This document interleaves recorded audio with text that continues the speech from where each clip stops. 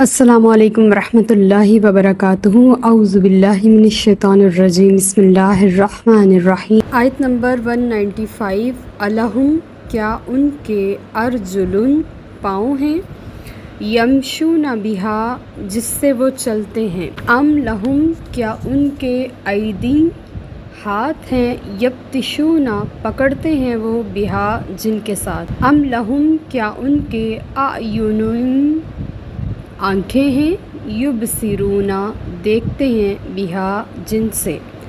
ام لہم کیا ان کے آذان کان ہیں، یسمعون سنتے ہیں بہا جس سے، قل آپ فرما دیجئے، لدعو پکارو شرکاءکم اپنے شریکوں کو، ثم پھر کیدونی سازش کرو میرے خلاف، فلا تنظرون بس مجھے مہلت نہ دو۔ پچھلی آیت میں ہم نے پوری ڈیٹیل کے ساتھ اس بات کو ثابت کیا کہ پچھلی آیت اولیاء کرام کے لیے نہیں بلکہ ان کے بتوں کے لیے ہے، تو بات ابھی وہی چل رہی ہے، ٹاپک وہی چل رہا ہے۔ آگے اللہ تعالیٰ اس بات کو پوری ڈیٹیل کے ساتھ اس آیت میں بیان فرما رہا ہے تاکہ جتنے بھی دماغ میں فطور یا اس طرح کے معاملات چل رہے ہیں ان کا اچھے طریقے سے ازالہ ہو سکے، کہ اللہ تعالیٰ ان کی جسمانی حالت کو، فزیکل کنڈیشن کو ہمارے ساتھ بیان فرما رہے ہیں کہ الہم ارجل یمشون بہا، کیا ان کے پاؤں ہیں جس سے وہ چلتے ہیں،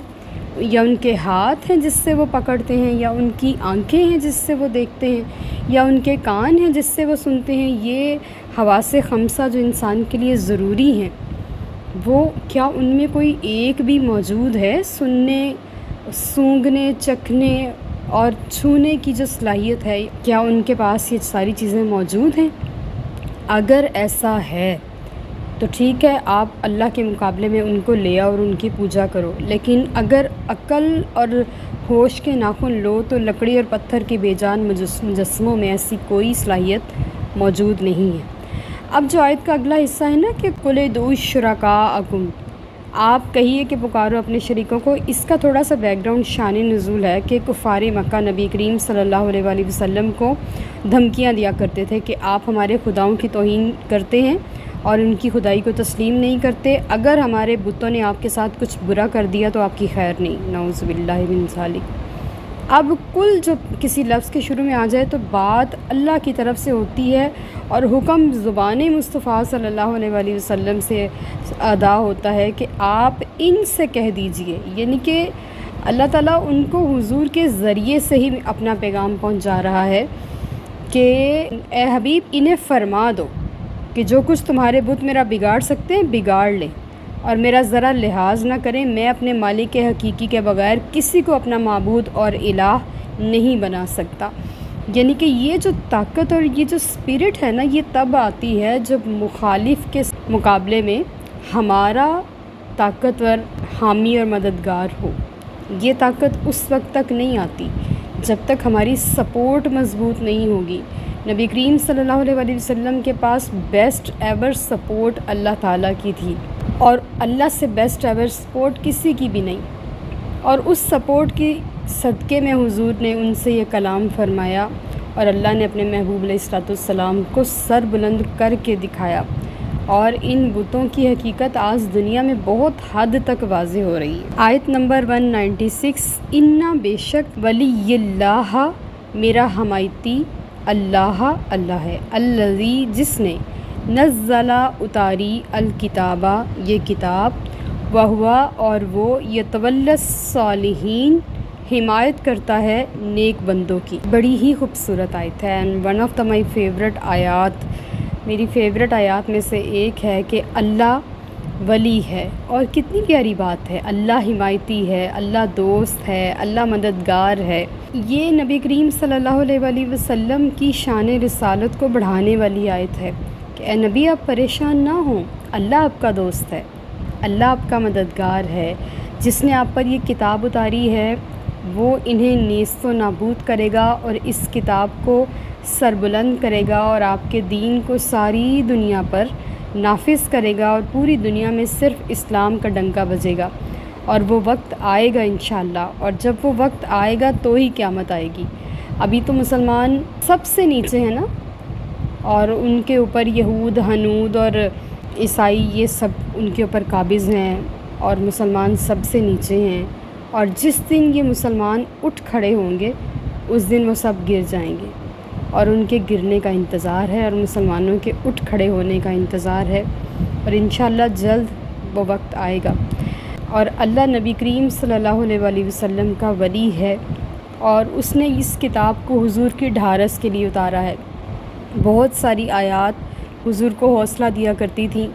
اور حضور کی ہمت بندھایا کرتی تھیں ان کفار کے مقابلے میں، اور بہت ساری آیات سے نبی کریم صلی اللہ علیہ وآلہ وسلم کو مورل سپورٹ ملتی تھی۔ اور آج 1400 سال گزر گئے ہیں، یہ قرآن جو دل سے پڑھتا ہے یہ اس کے لیے مورل سپورٹ بنتا ہے،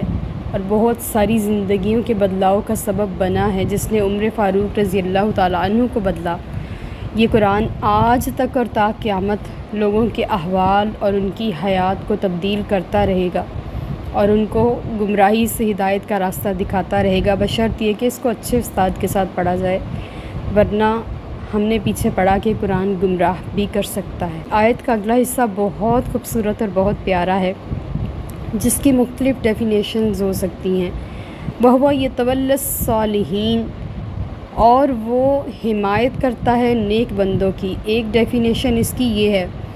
اور ایک ڈیفینیشن ہے کہ وہ نیک بندوں کو یتولا ولایت عطا فرماتا ہے، وہ اپنا ولی، نیک بندوں کو اپنا ولی بناتا ہے۔ اور آپ دیکھیں آدم علیہ السلام سے لے کے عیسیٰ علیہ السلام تک ہر نبی کے پیروکاروں میں اتنے اچھے اچھے علماء اولیاء موجود تھے کہ انہوں نے اپنے نبی کے دین کا بہت اچھا پرچار کیا، اس کو پہنچایا لوگوں تک، اور پھر انہوں نے ایسے ایسے مجاہدے چلے ریاضتیں کی، اپنے رب کو منایا اور جہاد میں حصہ لیا، اور جہاد بن نفس کیا اور اپنے نفس کو کنٹرول کیا، اور بہت ساری مقامات پر وہ اس میں کامیاب ہوئے۔ تو یہ ولایت نئی چیز نہیں ہے،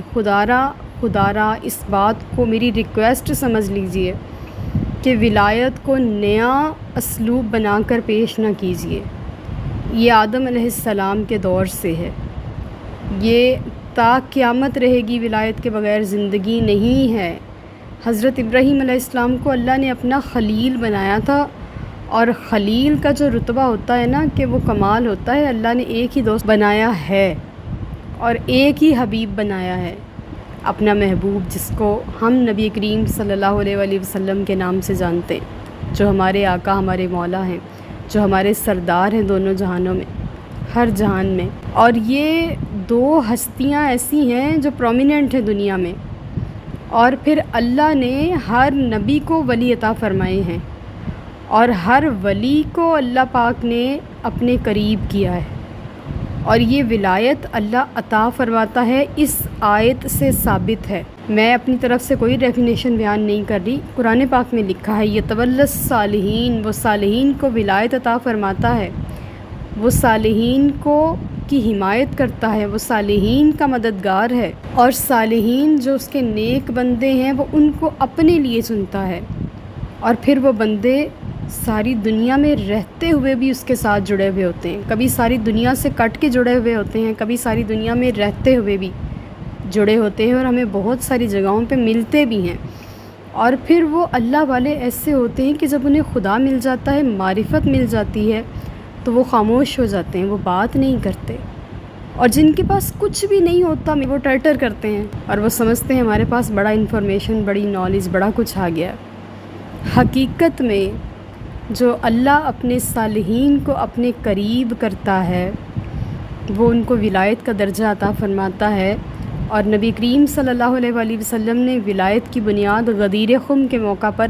مولا علی مشکل کشا رضی اللہ تعالیٰ عنہ کے ہاتھ پہ رکھی تھی، اور تا قیامت یہ ولایت کا سلسلہ جاری رہے گا۔ نبوت کا اختتام ہو گیا تھا اور ولایت کا آغاز ہو گیا تھا۔ آپ دیکھیں گے کہ کبھی بھی کوئی ولی، مطلب کہ میں ڈبہ پیر اور جعلی پیروں کی بات نہیں کر رہی، اصل میں جو اللہ کے ولی ہیں، کبھی بھی کوئی ولی ایسا شخص نہیں ہوگا جو بے نماز ہوگا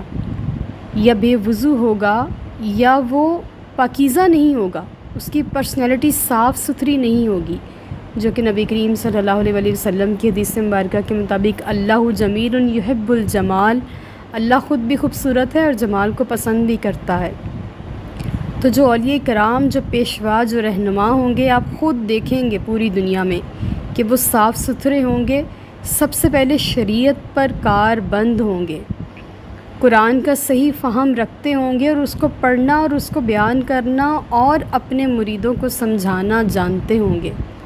اور ڈیفینیشن دینا اور نبی کریم صلی اللہ علیہ وسلم سے اپنے پیاروں، اپنے دوستوں کا جو ہاتھ ہے وہ ملاتے ہوں گے، جوڑتے ہوں گے، ان کا تعلق حضور کے ساتھ مضبوط کرتے ہوں گے، درود شریف اور نعت خوانی اور حضور کے ساتھ تعلق نسبتی پیدا کرنے کی کوشش کرتے ہوں گے۔ یہ ان کی پہچان ہے۔ اور یہاں پہ کہاں غیر اللہ ہے؟ مجھے تھوڑا سا سمجھا دیں۔ یہ تو عین اللہ ہے، یہ تو راہ اللہ ہے، یہ تو اللہ کا راستہ ہے، یہ تو سبیل اللہ ہے، یہ تو اللہ کی راہ ہے۔ تو اللہ خود بناتا ہے، ہم نہیں بناتے۔ قرآن پاک کہتا ہے وَهُوَ يَتَوَلَّى الصَّالِحِينَ، وہ صالحین کو اپنا دوست بنا لیتا ہے۔ اور پھر دوست، ابھی ہم نے حضرت خلیل علیہ السلام کی بات کی، پہلے حضرت خلیل کو اپنا دوست بنا کے دکھایا، پھر ان کا حق دوستی آج تک نبھایا۔ ہم دیکھتے ہیں ہماری ساری جو دین ہے حضرت ابراہیم علیہ السلام کے گرد گھومتا ہے۔ تو پھر اللہ نے اپنے بندوں میں سے بھی اپنے دوست بنائے اور ان کو ولایت عطا فرما کے اپنے قریب کیا۔ تو یہ بالکل اللہ کی عطا ہے اور عین قرآن ہے، عین شریعت ہے، کچھ بھی باہر سے نہیں ہے۔ یہ ہمارے جو غلط عقیدے ہمارے سروں پہ تھوپ رہے ہیں نا، خدارا ان سے ہٹ جائیے۔ میں تو چاہتی ہوں کہ ہر اسکول میں، ہر ادارے میں، ہر کالج میں، یونیورسٹی میں اس ٹاپک پہ ایک لازمی سبجیکٹ ہونا چاہیے کہ لوگ جو اس سے اتنا دور چلے گئے ہیں نا، ادھر واپس آ جائیں۔ پہلے یہیں پر ہی تھے، یہاں سے ہی نکلے ہیں، اب ادھر ہی واپس آ جائیں۔ آیت نمبر 197، والذین، اور وہ لوگ، تدعون، جنہیں تم پکارتے ہو یا عبادت کرتے ہو، من دونہ، اس کے سوا، لا یستطیعون، وہ طاقت نہیں رکھتے، نصرکم، تمہاری مدد کرنے کی، ولا انفسہم، اور نہ اپنی ہی، ینصرون، وہ مدد کر سکتے ہیں۔ یہ انہی معبودان باطل اور جھوٹے خداؤں کی بات ہو رہی ہے کہ ان کی بے بسی کا یہ عالم ہے کہ جنہیں تم اللہ کے سوا پکارتے ہو، نہ وہ اپنی مدد کر سکتے ہیں، نہ وہ تمہاری مدد کر سکتے ہیں، لہٰذا ان بے جان بتوں کو، ان لکڑی اور پتھر کے مجسموں کو نہ پکارو، بلکہ اس رب کو پکارو جو لائق حمد ہے۔ آیت نمبر 198، وَإِن تَدْعُوهُمْ، اور اگر تم بلاؤ انہیں، الی الہدیٰ، ہدایت کی طرف، لا یسمعوا، تو وہ نہیں سنیں گے، وتراہم، اور تو دیکھے گا، ینظرون، انہیں، الیک، کہ وہ دیکھ رہے ہیں آپ کی طرف، وہم لا یبصرون، حالانکہ وہ انہیں کچھ نظر نہیں آتا۔ یعنی کہ انہوں نے اس کی بناوٹ ایسی کر رکھی ہوتی ہے کہ ان کی آنکھیں مصنوعی بنائی ہوئی ہوتی ہیں، اور ایسا لگ رہا ہوتا ہے کہ جب ان کی طرف ہم دیکھ رہے ہوتے ہیں تو وہ ہماری طرف دیکھ رہے ہیں، حالانکہ ایسا کچھ نہیں ہے۔ اللہ تعالیٰ فرما رہے ہیں آپ انہیں کوئی راستہ دکھاؤ، کوئی بات کرو ان کے ساتھ، وہ نہیں سنیں گے، اور اگر آپ ان کو دیکھیں گے تو ایسے لگ رہا ہے وہ آپ کی طرف دیکھ رہے ہیں، حالانکہ وہ بے نور آنکھیں ہیں، اس میں کوئی نور نہیں ہے، نہ ہی ان میں کوئی حرکت ہے، نہ کوئی گرمائش ہے، کچھ بھی نہیں ہے، تو وہ آپ کو نہیں دیکھ رہے، اور آپ ان کو اپنی سر کی آنکھوں سے ان سے بہتر دیکھ سکتے ہیں، لیکن وہ بے جان آپ کو نہیں دیکھ رہے۔ آیت نمبر 199، خذ العفو، قبول کیجئے معذرت، وأمر، اور حکم دیجئے، بالعرف، نیک کاموں کا، وأعرض، اور رخ انور پھیر لیجئے، عن الجاہلین، نادانوں کی طرف سے۔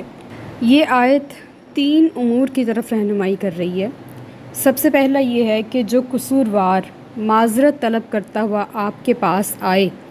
اسے کمال فراخ دلی اور شفقت سے معاف کر دیجئے، اور بدلہ اور انتقام لینے پر اصرار نہ کیجئے۔ دوسری بات یہ ہے کہ ہر اچھی اور مفید چیزوں کے کرنے کا آپ لوگوں کو حکم دیجئے۔ اور تیسری بات یہ ہے کہ جاہل اور ناسمجھ لوگ اگر آپ کو برا بھلا کہیں تو ان سے الجھیے نہیں۔ حضرت امام جعفر صادق رحمۃ اللہ علیہ نے فرمایا کہ قرآن میں اخلاق حسنہ کے متعلق یہ جامع ترین آیت ہے کہ اس میں، اس آیت میں اللہ پاک نے چیزوں کو جمع کر کے رکھ دیا، اور چھوٹی سی آیت میں اتنے سارے امور جمع کر دیے۔ ہر مومن کو ان صفات حسنہ سے متصف ہونا چاہیے، اور خصوصاً اس طبقے کو جن کے ذمے اشاعت دین اور تبلیغ اسلام کا فریضہ ہے، یعنی کہ ہمارے ذمے۔ خاص طور پہ نبی کریم صلی اللہ علیہ وسلم کے یہ خصائل جو اللہ پاک نے آپ کے صدقے میں ہمیں عطا فرمائے، ان کو اپنی زندگی کا لازماً حصہ بنا لینا چاہیے۔ ہمارے ہاں جو رواج پڑ گیا نا کہ بس اب تم سیدھا دوزخی ہو، تو اگر کوئی شخص اللہ کی بارگاہ میں اپنے پچھلے سارے گناہ کی معافی مانگ لے اور وہ رب کل جہاں انہیں معاف بھی کر دے اور کل وہ جنت کو بھی چلا جائے، تو وہ دوزخی کہنے والے کا کیا بنے گا؟ لہٰذا اپنی زبانوں کو کنٹرول کرنا ہے، نیکی کا حکم دینا ہے، اور جاہل سے منہ پھیر لینا ہے۔ جاہل کون ہوتا ہے؟ یعنی کہ جو بات کو جانتے بوجھتے سمجھتے ہوئے آرگیو کرے اور من گھڑت اپنے پاس سے دلائل لاتا رہے یہاں تک کہ آپ کو زج کرے، اس طرح کے شخص سے آپ نے منہ پھیر لینا ہے، آپ نے اس سے بات نہیں کرنی۔ یہ بڑا ہی اچھا طریقہ ہے دین پھیلانے کا، دین سکھانے کا۔ نبی کریم صلی اللہ علیہ وسلم کا ارشاد گرامی جو یہاں بیان ہوا ہے، اگر ہم اس کو سمجھ لیں گے تو اس آیت کو سمجھنا بہت آسان ہوگا۔ آپ نے فرمایا، مجھے میرے پروردگار نے 9 باتوں کا حکم دیا۔ نمبر 1، ظاہر اور باطن میں اخلاص کو اپنا شعار بناؤں۔ نمبر 2، خوشنودی اور ناراضگی میں عدل کروں۔ یہ نہیں کہ میں خوش ہوں تو میں زیادہ عدل کروں اور جب میں ناراض ہوں تو زیادہ میرے سے غلطیاں ہو جائیں، بلکہ ایک جیسا معاملہ رکھوں۔ نمبر 3 پہ ہے خوشحالی اور تنگ دستی میں میانہ روی اختیار کروں، یعنی کہ جب اللہ مجھے مال دے تو میں حد سے زیادہ خرچ نہ کروں، اور جب میں تنگ دست ہو جاؤں تو میں سارا کچھ گردن سے لگا کے نہ بیٹھا رہوں بلکہ اس کو مناسب استعمال کروں۔ نمبر 4 پہ ہے جو مجھ پہ ظلم کرے اسے معاف کروں۔ کس قدر خوبصورت بات ہے۔ نمبر 5 پہ ہے جو قطع تعلقی کرے اس سے صلہ رحمی کروں، اور ہم میں سے یہ ایک بھی نہیں شخص کر رہا، جو تعلق توڑتا ہے ہم 10 بار اس سے تعلق توڑ جاتے ہیں۔ اور پھر نمبر 6 پہ ہے اس کو دوں جو مجھے محروم رکھے۔ کتنی اعلیٰ بات ہے، یہ حضور کا ظرف ہے۔ اور نمبر 7 پہ ہے میری زبان گویا ہو تو ذکر الہی سے، یعنی کہ میں کوئی بھی بات کروں تو اللہ کا ذکر کروں۔ اور نمبر 8 پہ ہے خاموشی کی حالت میں اس کی آیتوں میں غور و فکر کروں۔